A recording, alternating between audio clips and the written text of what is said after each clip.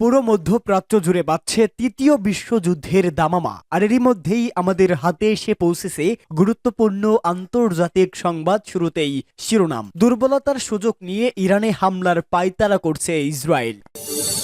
পরেই জানাবো, আসাদের পতন মেনে নিয়েছে ইরান। এদিকে যুদ্ধবিরতি মানছে না ইসরায়েল, বোমা হামলা অব্যাহত, লেবাননের প্রতিক্রিয়া। এদিকে ২৪ ঘন্টায় গাজায় আরও ২০ ইসরায়েলি সেনা নিহত। এবং সর্বশেষ জানাবো, আসাদকে উৎখাতের ব্যাপারে গেরিলাদের পরিকল্পনা আগে থেকেই জানত তুরস্ক, রয়টার্সের প্রতিবেদন। এতক্ষণ শুনছিলেন সংবাদ শিরোনাম, এবারে বিস্তারিত। তবে তার আগে প্রতিদিনের আপডেট আন্তর্জাতিক সংবাদ সবার আগে পেতে ভিডিওটিতে একটি লাইক দিয়ে চ্যানেলটি সাবস্ক্রাইব করার অনুরোধ রইল।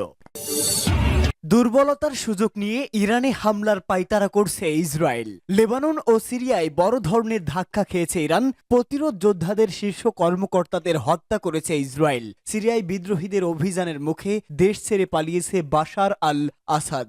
এখন এটাকেই সুযোগ হিসাবে দেখছে ইসরায়েল। দেশটির অবসরপ্রাপ্ত একজন কর্মকর্তা এই সুযোগ লুফে নেওয়ার প্রস্তাবও দিয়েছে। বাশার আল আসাদের পতনে দুর্বল হয়ে গেছে প্রতিরোধের অক্ষ। এই ঘটনাকে ঐতিহাসিক হিসেবে দেখেছে ইসরায়েলের সাবেক operation commander chief major general Israel জিভ।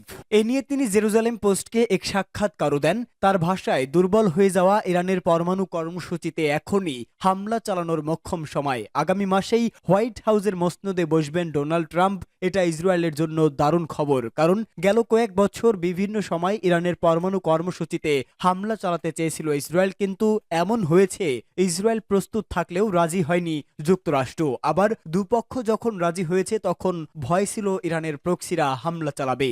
এখন বাশার আসাদ নেই, লেবাননেও দুর্বল হয়ে পড়েছে প্রতিরোধ যোদ্ধারা। সুযোগ বুঝে যদি ইরানের পরমাণু কর্মসূচিতে হামলা চালানো যায় তাহলে মন্দ হবে না। আসাদের পতন মেনে নিয়েছে ইরান। বাশার আল আসাদের পতনের আগেই সিরিয়ার দিক থেকে মুখ ফিরিয়ে নিয়েছিল ইরান। ইসলামী বিপ্লবী গার্ড বাহিনী আইআরজিসির এক সদস্যের গোপন নথিতে এই ব্যাপারে কিছুটা ইঙ্গিত পাওয়া যাচ্ছে। শনিবারই এ নিয়ে একটি এক্সক্লুসিভ প্রতিবেদন প্রকাশ করেছে নিউ ইয়র্ক টাইমস। ওই নথিতে সিরিয়ার ঘটনাকে অবিশ্বাস্য ও অভূত বলে বর্ণনা করেছে আইআরজিসির ওই কর্মকর্তা। সেখানে আরো বলা হয়, মনে হচ্ছে আসাদের পতন মেনে নিয়েছে ইরান এবং প্রতিরোধের ইচ্ছাও হারিয়ে ফেলেছে। শুধু তাই নয়, আসাদ ক্ষমতায় থাকা অবস্থায় বিদ্রোহীদের সন্ত্রাসী বলা বাদ দিয়ে সশস্ত্র গ্রুপ হিসেবে বর্ণনা করা শুরু করে ইরানি গণমাধ্যম। তাদের হাতে সিরিয়ার শিয়া এখনও নিপীড়িত হয়নি বলেও ইরানি গণমাধ্যমের প্রতিবেদনে উঠে আসে। কিন্তু 4 দশক ধরে সিরিয়ার সঙ্গে গড়ে তোলা সম্পর্ক থেকে হঠাৎ ছড়িয়ে আসে ইরান। এর পেছনে কি রহস্য রয়েছে তা খুঁজে বের করার চেষ্টা করছেন বিশ্লেষকরা। সিরিয়া বিষয়ক একজন ইরান ভিত্তিক বিশ্লেষক মেহেদি হেমাতি বলেন, যুদ্ধে জড়িয়ে পড়লে ইরাকের ব্যাপক লজিস্টিক ও আর্থিক সম্পদের প্রয়োজন হতো। এছাড়া মিত্র এবং সিরিয়ারও সহায়তা লাগত, কিন্তু এখন সেই অবস্থা নেই। তিনি বলেন, সিরিয়া ও লেবানন ইরানের বাম ও ডান পাখার মতো, সেগুলো এখন কেটে ফেলা হচ্ছে। এগুলোর একটি ছাড়া অপরটিকে কল্পনা করা খুব কঠিন। ডোনাল্ড ট্রাম্প মার্কিন প্রেসিডেন্ট নির্বাচিত হওয়ার পর সিরিয়া থেকে ইরানের হাত গুটিয়ে নেওয়ার অন্যতম কারণ। যুদ্ধবিরতি মানছে না ইসরায়েল, বোমা হামলা অব্যাহত।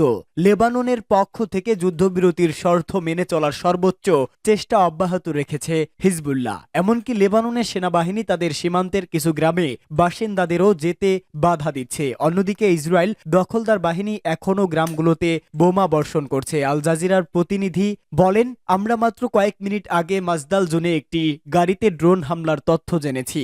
এদিকে খিয়েমে জানাজার নামাজে হামলা হয়েছে। ইসরায়েলি বাহিনী শেষ কৃতকার্যের সময় গুলি চালায়। এমনকি নিহত ব্যক্তির লাশও নিয়ে গেছে তারা। সেই লাশ আজও পাওয়া যায়নি। ইসরায়েলি সেনারা লাশ কি করেছে তাও এখনো অজানা। স্থানীয় বাসিন্দারা জানান, শত্রুদের ড্রোন তাদের মাথার উপর এখনো চক্কর দিচ্ছে। কোথায় বোমা ফেলবে তা আজও অনিশ্চিত। পরিস্থিতি বলছে ইসরায়েলি দিক থেকে যুদ্ধবিরতির শর্ত লঙ্ঘন ক্রমাগতই চলছে। একই সাথে তারা স্থল অভিযানের সময় যা চেয়েছিল তা অর্জন করার চেষ্টা করছে। আগের মতোই তারা এখন এমন কিছু গ্রামের দিকে অগ্রসর হচ্ছে যেখানে এতদিন যেতে পারেনি। অর্থাৎ যুদ্ধবিরতির মধ্যেও হিজবুল্লাহ বিরোধী অভিযান অব্যাহত রেখেছে ইসরায়েলি সেনারা। সংশ্লিষ্টরা বলছে, যদি এই ধরনের হামলা চলতে থাকে তবে কেউ আবারও সর্বাত্মক যুদ্ধ এড়াতে পারবে না। যখন পরিস্থিতি আরো খারাপ হতে পারে, যুদ্ধ নতুন অঞ্চলে ছড়াতে পারে। এদিকে যুদ্ধবিরতির বিষয়ে হিজবুল্লাহ প্রধান নাঈম কাশেম ভাষণ দিয়েছেন। তিনি বলেন, এটি আমাদের বিজয়। 2006 সালের তুলনায় অনেক বড় এ বিজয়। গাজায় ৪৮ ঘন্টায় ইসরায়েলের ২০ সেনা নিহত।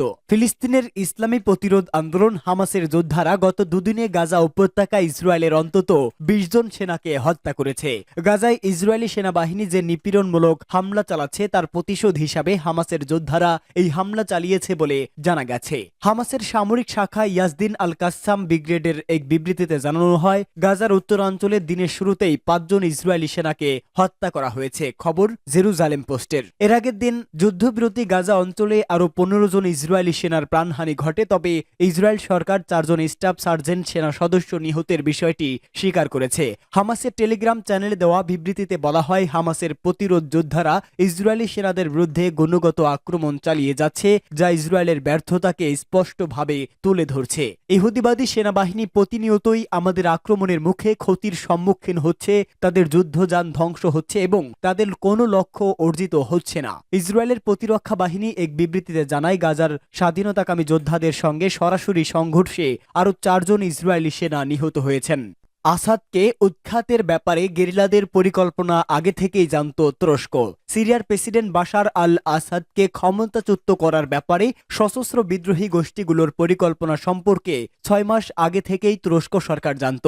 সিরিয়ার প্রেসিডেন্ট গতকাল ক্ষমতাচ্যুত হওয়ার পর আজ এই খবর প্রকাশ করেছে বার্তা সংস্থা রয়টার্স। বার্তা সংস্থাটি জানিয়েছে, প্রায় ৬ মাস আগে সিরিয়া সরকারের বিরুদ্ধে অভিযান চালানোর বিষয়ে বিদ্রোহী গেরিলা তুরস্ক সরকারকে জানিয়েছিল। এই খবর প্রকাশের ব্যাপারে মধ্যপ্রাচ্যে কর্মরত একজন কূটনৈতিক এবং সিরিয়ার সরকার বিরোধী গোষ্ঠীগুলোর একজন সদস্যকে সূত্র দিয়ে এ কথা জানিয়েছে রয়টার্স। সিরিয়ার সূত্রটি রয়টার্সকে বলেছে যে সশস্ত্র গেরিলা তুরস্ককে তাদের বিস্তারিত পরিকল্পনা জানিয়েছে, এই হামলার বিরুদ্ধে কোনো রকমের হস্তক্ষেপ না করারও আহ্বান জানিয়েছিল। সিরিয়ার আরেকটি সূত্র জানিয়েছে, তুরস্ককে না জানিয়ে কোনো গেরিলা গোষ্ঠীরই সামনে এগোনোর পথ ছিল না। এদিকে বিভিন্ন খবর থেকে জানানো যাচ্ছে যে সিরিয়ার যেসব সশস্ত্র গোষ্ঠী ক্ষমতা দখল করেছে তাদের প্রতি তুরস্ক এবং পশ্চিমা কয়েকটি দেশের জোরালো সমর্থন রয়েছে। ২০১১ সালে সিরিয়ায় বিদেশি মদতপুষ্ট সন্ত্রাসীদের তাণ্ডব শুরুর পর এসব দেশ তাদেরকে পৃষ্ঠপোষকতা দিয়ে আসছে। গতকাল তুরস্কের পররাষ্ট্রমন্ত্রী হাকান ফিদান বলেছেন, তুরস্কের প্রেসিডেন্ট এরদোয়ান জানতেন নতুন কিছু আসছে।